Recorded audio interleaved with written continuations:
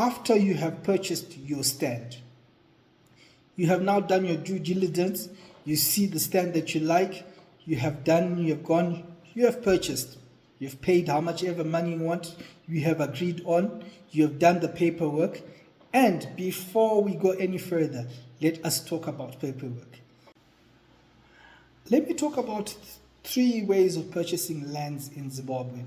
1, after you have purchased, you have gone, you have seen the piece of land, please be vigilant about the land that you're buying. At this point in time, probably get a lawyer involved or get someone who understands purchasing of property. Because 1, there are houses which are on title deeds, which are on full title deeds. These full title deeds ones, you will need to make sure that you change them, everything goes under your name, you do the correct paperwork.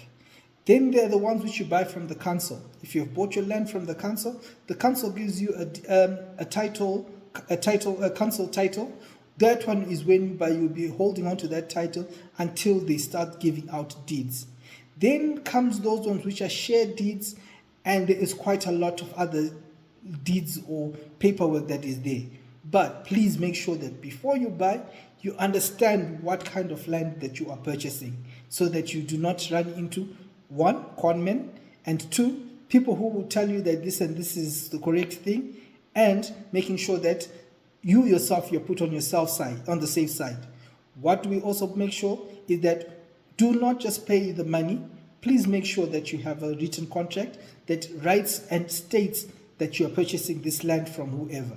When people start saying that, give me a bit of half down on whatever, or whatever they do before they give you the paperwork, then you should be very suspicious of all those activities, because it means that most likely you're going to buy a piece of land which is not correct.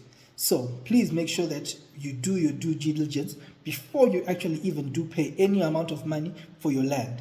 Please make sure that you also investigate if those people, or if you buy in an area that is already built up, please ask the next door neighbors before you purchase it that, hey, tell us about this land. They will be the actual people who will give you proper information, because they will tell you that this land has been sold to so and so. This is the owner, or this is not the owner.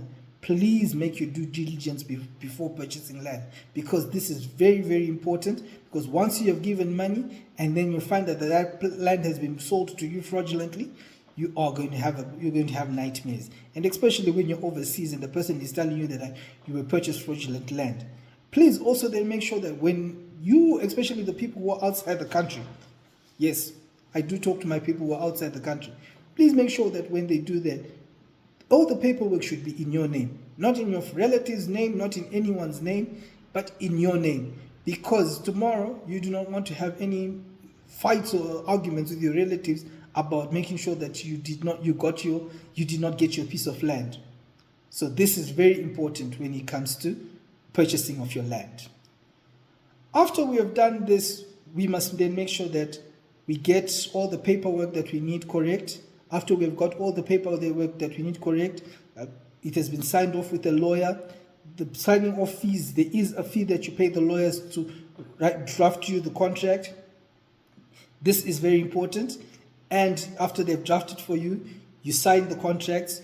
You make sure that you keep the original. If you're not in the country, tell the person who is keeping the original for you to actually send you the original copy, and they can keep a copy, because the original belongs to you. They should keep the copy. They give you the photocopy.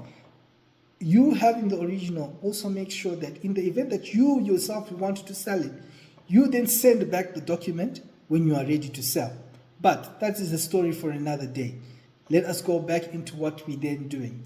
They give you a site map about where the site is, so that you know how many square meters your piece of land is, and you should be able to see the site map. On the site map, you should then be able to if you're in the country, you obviously have visited the place, you have seen the place, you have looked at the stand, and you have actually seen how it looks like. I see a lot of people making one big mistake. The first thing that they start thinking about, let me build a duro wall, let me build something, let me put a fence. No, I believe that is totally a waste of money. Why I say that is a waste of money is that amount of money that you're putting a wall, you could actually be doing a lot more to it. Now, what do I say from here? The first thing I do say is, you have now bought your piece of land.